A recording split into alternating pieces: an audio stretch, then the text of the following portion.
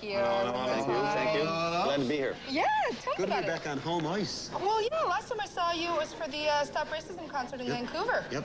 We've been like internationally going on the go since then, so. Tell me about it. You're performing here on Friday. Yeah. And then you're off to the U.S. with the Chieftains and Sinead O'Connor. Yeah, they're closing for us in the States, and for a couple of days. No, it's going grand. We played at like Flaws over in England, and did one in New York, and now we go back to do more stuff across with the Sinead and the Chieftains, and then a couple more Flaws, and then we go to Portugal or someplace in Denmark, and so it's good. But then we got a couple of cool Canadian dates coming up, including the Picnics, and we got the Calgary Folk Festival, which we're looking forward to so much because we're playing, I think, with Jan Arden that day, and the Blue Rodeo we're playing. We're great gig up in Ottawa with Blue Rodeo, and all kinds of cool. One in Kenora. One in Kenora, and one in Courtenay, BC. Courtenay, BC, yeah. When do you rest? It's just nonstop with you guys, and it's always this way. It's not just this summer. There's talks of a day in mid-November. Yeah, we might take the afternoon off. And what do you do on your afternoons off? Oh, feed the cat, take out the garbage. Yeah, it's humblingly boring, actually. I say what we do on our days off compared, you know. You go home and try to catch up and see the folks, and we go out and, you know, do your laundry and let your mother tell you that she doesn't like your hair and stuff like that, you know. It's all really on television now as well. I think she recognized him, but she just pretends she doesn't notice. Yeah. She walks right on by him now. Is she a religious woman? Well, she is, yeah. Well, we grew up in really Catholic families, all four of us, right? So, you know, it's there's definitely points in our when you decide you're going to make a career in music that they all shudder every now and again, you know. And it's like, well, I understand there's mass in Montreal on 10 o'clock on 4th Street, so. And now you're hanging out with Sinead O'Connor. Of course, how does your mom feel about that, you know, after she tore up the picture of the Pope? They were in bed long before Saturday Night Live began, so it never really became an issue. No, I mean, that's certainly a cool company to be keeping, musically speaking, and, you know, and it's a thrill for us. But we just released our record in the States called Rant and Roar, and we're seeing a lot of fans come out. We just did a couple of dates with Squeeze as well, which was kind of fun. And, you know, we got to go to Boston and New York. And... Any good road stories for us? No, that's just a family show. We can't tell any road stories there. But we did see a lot of people, I must say, who have been supporting the band, like, internationally over the internet and stuff. And we did get to see a lot of those guys in the States and down in, you know, we've seen them certainly for the last 3 or 4 years across Canada. And God bless the people on the internet who look after us. It means that we don't know how to do on our own.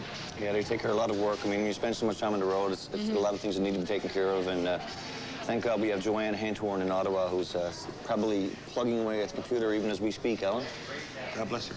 God bless her indeed, and God bless everybody that always goes out to support you guys. Yes. Now, I want to know what you guys are doing for Canada Day, because we're trying to get some interesting facts from bands as far as their views on Canada and what they're going to be up to and stuff. Well, I mean, you know, as a band from Newfoundland, we love to wave the Newfoundland flag, but, you know, we are the first to say that we are Canadian in as much as we are Newfoundlanders, so we always enjoy playing Canada Day, and last year we had a great time in Ottawa on Parliament Hill, which was just probably the epitome of the most Canadian thing you can do on Canada Day.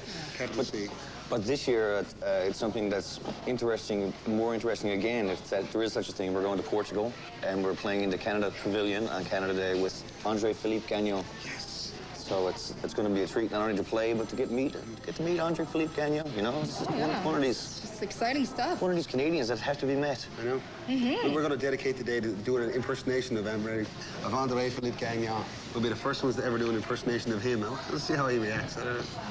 Can you do it first now? I don't know. I haven't never met the man. So we'll see. Alan's pretty good at impersonations, though. He's going to have to hear his voice for 3 minutes first. It's going to be fun. I mean, it is something to be fun to represent Newfoundland, you know, within Canada and stuff, and it's equally, you know, interesting to be representing Canada internationally at events like that. So Canada's been really good to us, no doubt about it, and there's not many countries that let a band that's as rootsy and as, you know, tied to their own regional cultural icons as we are, and lets them still be successful in a pop format. So, you know, we're blessed to be in a country that's interested in its regional uniqueness, if you will. And when you travel abroad, are you perceived as a Canadian band, as a traditional band, or?